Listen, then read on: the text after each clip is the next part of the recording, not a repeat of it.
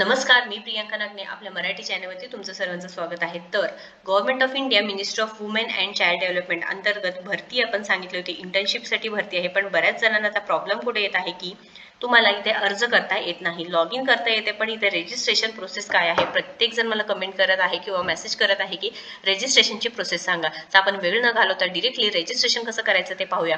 आता eligibility, selection criteria हे सर्व तो व्हिडिओ म्हणजे कोण कोण पात्र असणार आहे, कोण एलिजिबल आहे, कोणाला शिक्षण किती लागणार आहे, कोण इथे ऍप्लिकेशन करू शकते, हे सर्व आपल्या चॅनलवरती ऑलरेडी आहे। त्यामुळे ते टाइम न घालवता आपण बघूया। थोडक्यात 1-2 मिनिटं सांगते। एज लिमिट 21 ते 40 वर्ष आहे। कोण अर्ज करू शकतं? फक्त महिलाच इथे अर्ज करू शकतात, जेंट्स किंवा पुरुष इथे अर्ज करू शकणार नाही। महिला कोण असणार आहे? Woman student, scholar, social activist, teacher from non tyre 1 cities. तुम्ही गावाकडच्या खेडेगावातल्या बायका आहेत, महिला आहेत, नक्कीच इथे अर्ज करू शकणार आहात। लिस्ट 1 टायर्स मधले सिटीज कोणते एलिजिबल नाहीत तर अहमदाबाद, बेंगलुरू, चेन्नई, दिल्ली, हैदराबाद, कोलकाता, मुंबई आणि Pune. Candidates who belongs to tier 1 cities are not eligible. आता इथे सिलेक्शन ऑफ इंटर्न्स सिलेक्शन कमिटीकडून होणार आहे।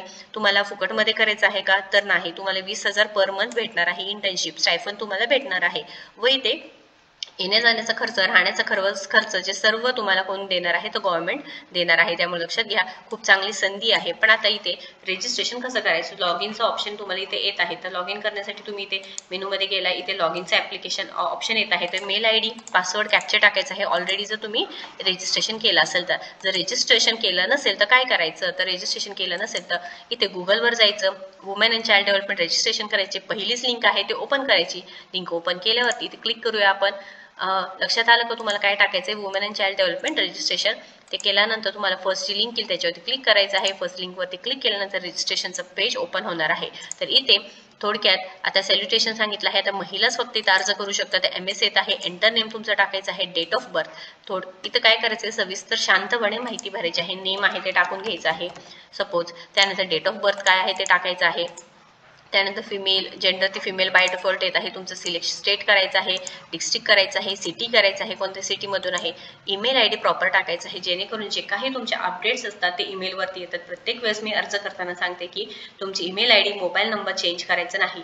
चेंज करायचं असेल तर जेणेकरून हे अल्टरनेटिव्ह काहीतरी तुम्हाला ऑप्शन पाहिजे आहे। जे काही इन्फॉर्मेशन येतं ते कुठे येत असतं? तुमच्या मेल आयडी वरती आणि मोबाईल नंबरवरती। त्यामुळे लक्षात घ्या, तुमचे ईमेल आणि जे मोबाईल नंबर व्यवस्थित ठेवायचा आहे। एंटर पासवर्ड करायचा आहे, तुमचं कन्फर्म पासवर्ड करायचा आहे आणि इथे कॅप्चे कोड टाकून घ्यायचं आहे।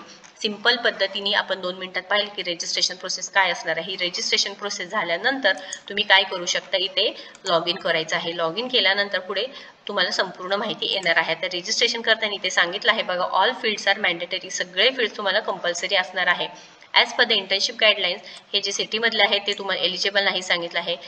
आता डॉक्युमेंट्स कोणतं लागणार आहे? As part of the application, candidates photograph, ID proof, address proof, signature, highest education qualification, तुमचं हायेस्ट एज्युकेशन सर्टिफिकेट आणि डिग्री लागणार आहे।